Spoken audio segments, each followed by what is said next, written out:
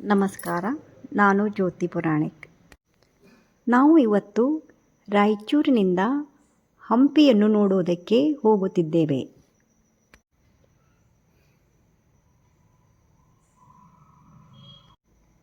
ಹಂಪಿಯು ಒಂದು ದಿನದಲ್ಲಿ ನೋಡಬಹುದು. ಆದರೆ ಮುಂಜಾನೆ 8:30ಯಿಂದಲೇ ನೋಡಲು ಪ್ರಾರಂಭಿಸಬೇಕು. ಅಲ್ಲಿ ನೋಡಲು ತುಂಬವೇ ಸ್ಥಳಗಳು ಇವೆ. ಒಂದೊಂದು ಸ್ಥಳಗಳು ಒಂದೊಂದು ಕಡೆ ಇದ್ದಾವೆ.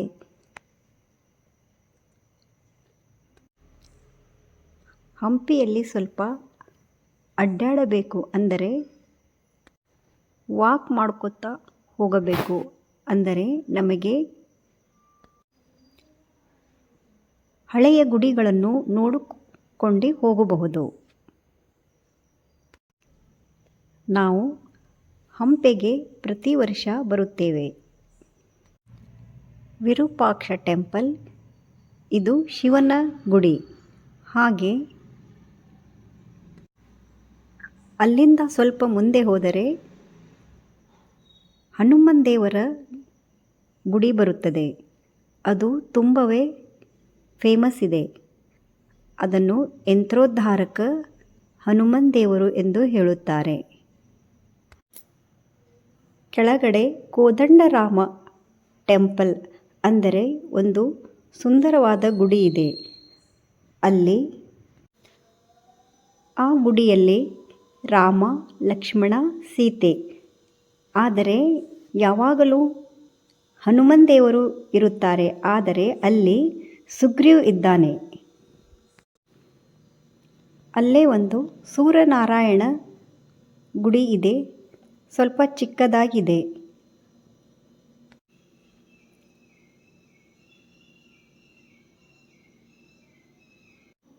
ಹಂಪಿಯಲ್ಲಿ ತುಂಗಭದ್ರಾ ನದಿ ಇದೆ. ಅದನ್ನು ನೋಡುತ್ತಾ ಇದ್ದರೆ ಅಲ್ಲಿಯೇ ನಿಂತುಕೊಳ್ಳಬೇಕೆನಿಸುತ್ತದೆ. ನಾನು ನಿಮಗೆ ಇವತ್ತು ಹಂಪಿಯಲ್ಲಿದ್ದ ಯಂತ್ರೋದ್ಧಾರಕ ಹನುಮಂತ ದೇವರ ಬಗ್ಗೆ ಹೇಳುತ್ತೇನೆ. ತುಂಬವೇ ಜಾಗೃತ ಹನುಮಂತ ದೇವರು ಎಂದು ಹೇಳುತ್ತಾರೆ. ಈ ಹನುಮಂತ ದೇವರ ಒಂದು ಕಥೆಯನ್ನು ಕೇಳೋಣ. ವಿಜಯನಗರದ ಸಾಮ್ರಾಜ್ಯದಲ್ಲಿದ್ದ ರಾಜಗುರುಗಳು ವ್ಯಾಸರಾಜರು ಅವರು ಸ್ಥಾಪಿಸಿದ್ದ ಈ ಗುಡಿ. ವ್ಯಾಸರಾಯರು ತುಂಗಭದ್ರದಲ್ಲಿ ಹೋಗಿ ಧ್ಯಾನ ಮಾಡುತ್ತಿದ್ದರು. ಅಲ್ಲೇ ಚಕ್ರತೀರ್ಥದಲ್ಲಿ ಸ್ನಾನ ಮಾಡಿ ತನ್ನ ಗುಹೆಯಲ್ಲಿದ್ದ ಪೂಜೆ ಮಾಡುತ್ತಿದ್ದರು. ಅವರು ಒಂದು ಬಂಡೆಯ ಮೇಲೆ ಹನುಮಂತ ದೇವರ ಚಿತ್ರ ಬರೆದರು. ಚಿತ್ರ ಬರೆದ ನಂತರ ಅದು ಮಾಯವಾಗುತ್ತಿತ್ತು. ಮತ್ತೆ ಚಿತ್ರ ಬರೆಯುತ್ತಿದ್ದರು, ಮತ್ತೆ ಅಳಿಸಿ ಹೋಗುತ್ತಿತ್ತು. ಹೀಗೆ 12 ಬಾರಿ ಆಗುತ್ತದೆ. ಮತ್ತೆ ವ್ಯಾಸರಾಯರು ಹನುಮನ ಚಿತ್ರವನ್ನು ಬಿಡಿಸುತ್ತಾರೆ. ಅದರ ಸುತ್ತ ಷಟಕೋನದ ಯಂತ್ರವನ್ನು ಬರೆಯುತ್ತಾರೆ. ಹಾಗೆ ಅಳಿಸಿ ಹೋದ ಆ 12 ಹನುಮಂತನ ಚಿತ್ರವು ಸುತ್ತಾಗಿ ಬರೆಯುತ್ತಾರೆ. ನೀವು ಯಾವಾಗಾದರೂ ಹೋದಾಗ ಆ ಮೂರ್ತಿಯನ್ನು ಚೆನ್ನಾಗಿ ನೋಡಬೇಕು. ಅದರ ಸುತ್ತ 12 ಕಪಿಗಳು ಇದ್ದಾವೆ. ಹಾಗೆ ಒಂದು ಕಪಿ ಬಂಧವನ್ನು ಬರೆಯುತ್ತಾರೆ. ಇಷ್ಟ ಮಾಡಿದ ನಂತರ ಆಂಜನೇಯ ಸ್ವಾಮಿ ಹಾರಿ ಹೋಗದೆ ಅಲ್ಲಿಯೇ ಕುಳಿತುಕೊಳ್ಳುತ್ತಾರೆ. ಅಲ್ಲಿಯೇ ಶಾಶ್ವತವಾಗಿ ಇರುತ್ತಾರೆ. ಅಲ್ಲಿ ಒಂದು ಹನುಮಂತ ದೇವರು ಒಡೆ ಮೂಡುತ್ತಾರೆ ಎಂದು ಹೇಳಲಾಗಿದೆ. ಅದಕ್ಕೆ ಯಂತ್ರೋದ್ಧಾರಕ ಹನುಮಂತ ಎಂದು ಹೆಸರು ಬರುತ್ತದೆ. ಇದು ತುಂಬ ಅಪರೂಪದ ಮೂರ್ತಿ ಆಗಿದೆ. ಈ ಹನುಮಂತ ದೇವರು ಯೋಗ ಮುದ್ರೆಯಲ್ಲಿ ಕೈಯಲ್ಲಿ ಜಪಮಾಲೆ ಹಿಡಿದುಕೊಂಡು ಕುಳಿತಿದ್ದಾರೆ. ಹಾಗೆ ಈ ಹನುಮಂತ ದೇವರನ್ನು ಪುರಂದರದಾಸರು ಕೂಡ ಪೂಜಿಸುತ್ತಿದ್ದರು.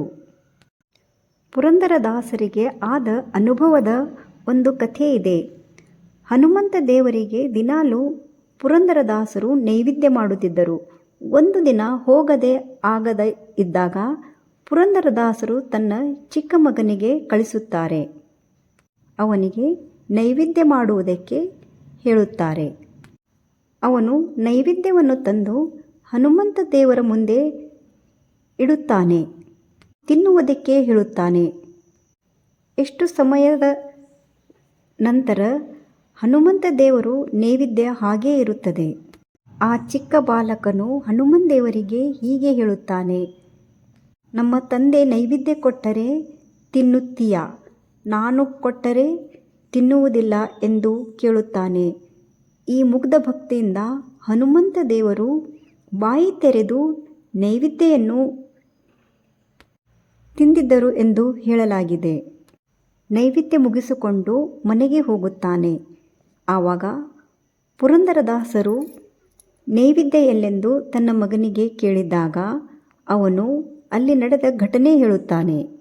ಹನುಮಂತ ದೇವರು ನೈವೇದ್ಯವನ್ನು ತಿಂದರು ಎಂದು ತಂದೆಗೆ ಹೇಳುತ್ತಾನೆ. ಅವರು ಮರುದಿನ ತನ್ನ ಮಗನ ಜೊತೆ ಮತ್ತೆ ನೈವೇದ್ಯ ತೆಗೆದುಕೊಂಡು ಬರುತ್ತಾರೆ. ನೈವೇದ್ಯ ಇಡುತ್ತಾರೆ. ಆದರೆ ಹನುಮಂತ ದೇವರು ತಿನ್ನುವುದಿಲ್ಲ. ಆಗ ಮತ್ತೆ ಆ ಚಿಕ್ಕ ಬಾಲಕ ನನ್ನ ತಂದೆಯ ಮುಂದೆ ತಿನ್ನುವುದಿಲ್ಲ ಏನು ಎಂದು ಕೇಳುತ್ತಾನೆ. ಆಗ ಮತ್ತೊಂದು ಸಲ ಆಂಜನೇಯ ಸ್ವಾಮಿ ಪುನಃ ನೈವೇದ್ಯ ಸ್ವೀಕರಿಸುತ್ತಾರೆ. ಈ ಹನುಮಂತ ದೇವರಿಗೆ ಬಹಳಷ್ಟು ಜನ ನಂಬುತ್ತಾರೆ. ಈ ಹನುಮಂತ ದೇವರನ್ನು ಬಹಳ ಜನ ನಡೆದುಕೊಳ್ಳುತ್ತಾರೆ. ಅವರ ಕೇಳಿದ ಇಷ್ಟಾರ್ಥಗಳು ಪೂರ್ತಿಯಾಗುತ್ತವೆ. ಹಾಗೆ ಮಂತ್ರದಿಂದ ಒಂದು ದಾರವನ್ನು ಕೊಡುತ್ತಾರೆ. ಅಂದರೆ ಮಂತ್ರ ಉಪಚಾರ ಮಾಡಿದ ದಾರವನ್ನು ಕೊಡುತ್ತಾರೆ. ಅದನ್ನು ಕೈಯಲ್ಲಿ ಕಟ್ಟಿಕೊಳ್ಳಬೇಕು. ವಿದ್ಯಾರ್ಥಿಗಳು ತುಂಬವೇ ಉಪಯೋಗವಾಗುತ್ತದೆ. ಹಾಗೂ ಒಂದು ಮಂತ್ರ ಕೂಡ ಅವರು ಹೇಳುತ್ತಾರೆ. ಮಂತ್ರವನ್ನು ಹೊರಗಡೆ ಬರೆದು ಇಟ್ಟಿದ್ದಾರೆ. ಅದನ್ನು ನಾವು ಓದಬಹುದು ಅಥವಾ ಅದರ ಚಿತ್ರವನ್ನು ತೆಗೆದುಕೊಂಡು ದಿನ ಪಠಿಸಬೇಕು. ಹಾಗೆ ಹಂಪೆಯನ್ನು ನೋಡಲು ತುಂಬವೇ ಸ್ಥಳಗಳನ್ನು ಇವೆ. ನಾವು ಎಲ್ಲವನ್ನು ಮುಗಿಸಿಕೊಂಡು ಮತ್ತೆ ನಮ್ಮ ಊರಿಗೆ ತೆರಳುತ್ತೇವೆ. ನೀವು ಹಂಪೆಯಲ್ಲಿ ಹೋದಾಗ ಈ ಹನುಮಂತ ದೇವರ ದರ್ಶನ ಮಾಡಿ. ಹಾಗೆ ಗೊತ್ತಾಗದೇ ಇದ್ದಾಗ ಅಲ್ಲಿ ಇದ್ದವರಿಗೆ ಕೇಳಿ. ತುಂಬವೇ ಪುರಾತನ ಗುಡಿಗಳು ಕೂಡ ಹಂಪಿಯಲ್ಲಿ ಇವೆ. ಧನ್ಯವಾದ. ನಿಮಗೆ ನನ್ನ ಮಾಹಿತಿ ಇಷ್ಟವಾದಲ್ಲಿ ಲೈಕ್, ಶೇರ್, ಸಬ್ಸ್ಕ್ರೈಬ್ ಮಾಡಿ.